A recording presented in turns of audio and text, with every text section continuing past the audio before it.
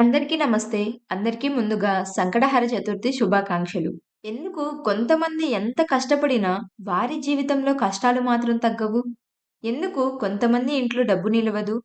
ఎందుకు మంచి పనులు మొదలుపెట్టిన ప్రతిసారి కూడా ఏదో ఒక ఆటంకం ఎదురవుతుంది? ఈ ప్రశ్నలకు మన పురాణాలు ఒక గొప్ప సమాధానాన్ని చెప్తున్నాయి. ఆ సమాధానమే సంకటహర చతుర్థి. ఈరోజు శ్రీ విఘ్నేశ్వరుడికి భక్తితో పూజిస్తే జీవితంలో ఉన్నటువంటి ఆటంకాలన్నీ తొలగిపోతాయని, దారిద్ర్యం తగ్గుతుందని, ఆరోగ్యం, ఐశ్వర్యం, సుఖశాంతులు కలుగుతాయని మన పెద్దలు విశ్వసిస్తూ వచ్చారు. ఒక చిన్న కథ. ఒక గ్రామంలో రామయ్య అనే ఒక రైతు ఉండేవాడు. చాలా మంచివాడు. కానీ ఏ పని చేసినా కూడా అదృష్టం మాత్రం కలిసి వచ్చేది కాదు.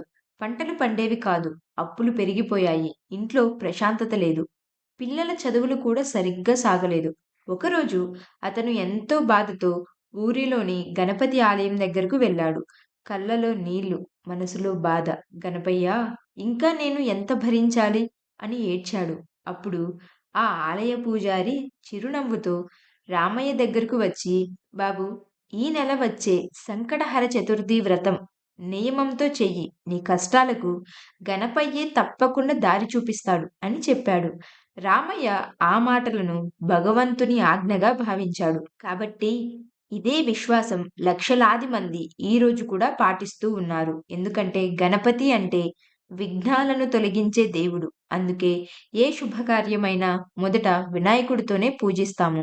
ఆగస్టు 2, 2026వ సంవత్సరం ఈ పవిత్రమైన సంకటహర చతుర్థి సాధారణ రోజు కాదు. ఈరోజు భక్తితో చేసిన ఒక్క నమస్కారం, ఒక్క మోదకం నైవేద్యం, ఒక్క ఓం గణపతియే నమః అనేటువంటి జపం కూడా మన జీవితాన్ని మార్చగలదని పురాణాలు చెప్తున్నాయి. కానీ ఈరోజు చాలా మంది తెలియక కొన్ని తప్పులు చేస్తూ ఉంటారు.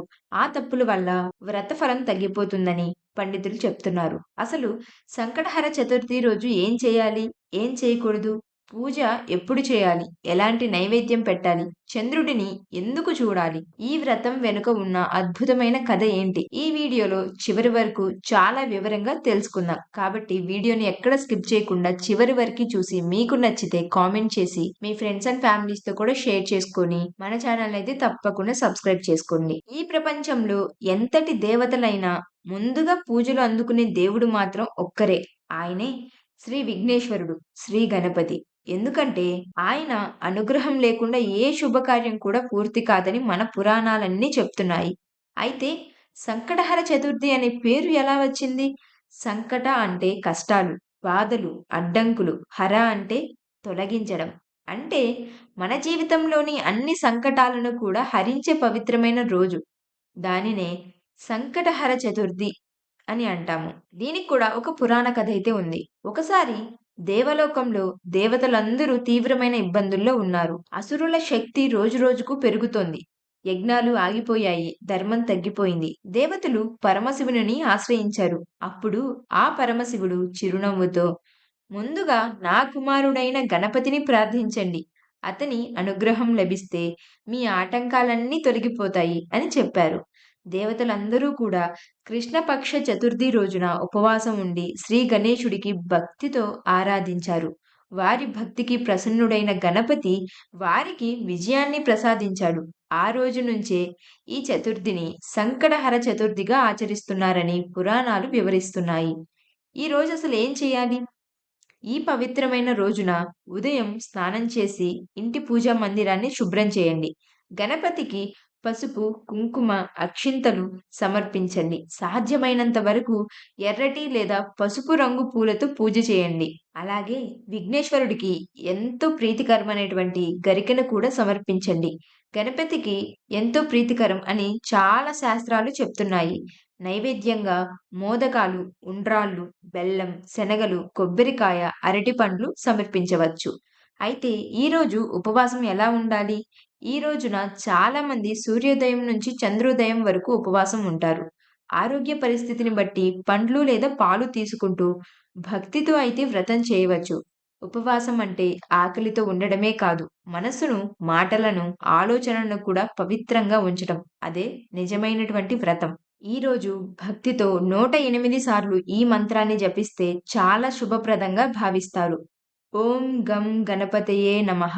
ఈ మంత్రాన్ని శ్రద్ధతో జపిస్తే మనస్సుకు ప్రశాంతత, ఇంటికి శుభం, కార్యాలలో విజయం లభిస్తుందని విశ్వాసం. కానీ ఈ పవిత్రమైన రోజున కొన్ని పనులు అస్సలు చేయకూడదని మన పెద్దలు చెప్తూ ఉంటారు.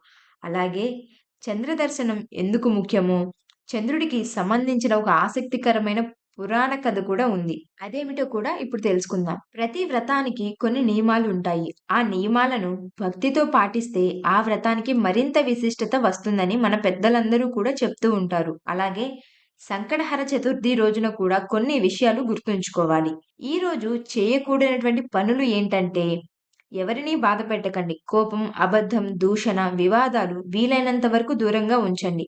ఆహారాన్ని వృధా చేయకండి. ఆకలితో ఉన్నవారికి సాధ్యమైనంత సహాయం చేయండి. తల్లిదండ్రులను, పెద్దలను గౌరవించండి. భక్తితో చేసిన చిన్న పని కూడా గణపయ్యకు ఎంతో ప్రీతికరమని శాస్త్రాలు వివరిస్తున్నాయి. అయితే ఈ సంకటహర చతుర్థి రోజున చంద్ర దర్శనం ఎందుకు అంత ముఖ్యమైనది అంటే ఇప్పుడు తెలుసుకుందాం. చాలా మందికి ఉండే ఒక సందేహం ఏంటంటే సంకటహర చతుర్థి రోజు చంద్రుడిని ఎందుకు చూస్తారు? దీని వెనుక ఒక అద్భుతమైనటువంటి పురాణ కథ ఉంది. ఒకసారి గణపతి దేవుడు భక్తులిచ్చిన మోదకాలను స్వీకరించి తమ మూషిక వాహనంపై వెళ్తున్నారు. ఆ సమయంలో మార్గమధ్యంలో మూషికం ఒక్కసారిగా బెదిరిపోయింది. దాంతో గణపతి కింద పడిపోయారు. అది చూసిన చంద్రుడు అహంకారంతో నవ్వాడు. చంద్రుని ఆ గర్వాన్ని చూసి గణపతి కోపగించారు. ఈ రోజు నిన్ను చూసిన వారికి అపవాదు కలుగుతుంది అనేటువంటి శాపం ఇచ్చారని పురాణ కథ చెప్తుంది. చంద్రుడు తన తప్పు తెలుసుకుని గణపతిని క్షమించమని ప్రార్థించాడు. అప్పుడు గణపతి కరుణించి శాపాన్ని పూర్తిగా తొలగించలేదు. కానీ భక్తితో చతుర్థి వ్రతం చేసి చంద్రదర్శనం చేసిన వారికి ఆ శాప ప్రభావం ఉండదని అనుగ్రహించాడు. అందుకే సంకటహర చతుర్థి రోజున చంద్రోదయం తర్వాత గణపతిని పూజించి చంద్రుడికి నమస్కరించి వ్రతాన్ని ముగించడం సంప్రదాయంగా కొనసాగుతుంది. ఈ వ్రతం వల్ల కలిగే ఫలితాలు ఏంటంటే మన పెద్దలందరూ కూడా చెప్తారు. ఈ వ్రతం వల్ల జీవితంలోని ఆటంకాలు తగ్గుతాయని, కుటుంబంలో శాంతి పెరుగుతుందని, విద్యార్థులకు విద్యలో, ఉద్యోగస్తులకు పనిలో, వ్యాపారస్తులకు అభివృద్ధిలో దైవానుగ్రహం లభిస్తుందని చాలామంది విశ్వసిస్తారు. ఇది కేవలం సంపద కోసం చేసే వ్రతం మాత్రమే కాదు. మనసుకు ధైర్యాన్ని, భక్తిని, సహనాన్ని పెంచే ఒక ఆధ్యాత్మిక సాధన. దేవుడు మనము ఎంత ఖరీదైన పూజ చేశామో చూడడు. మన హృదయంలో ఎంత నిజమైన భక్తి ఉందో చూస్తాడు.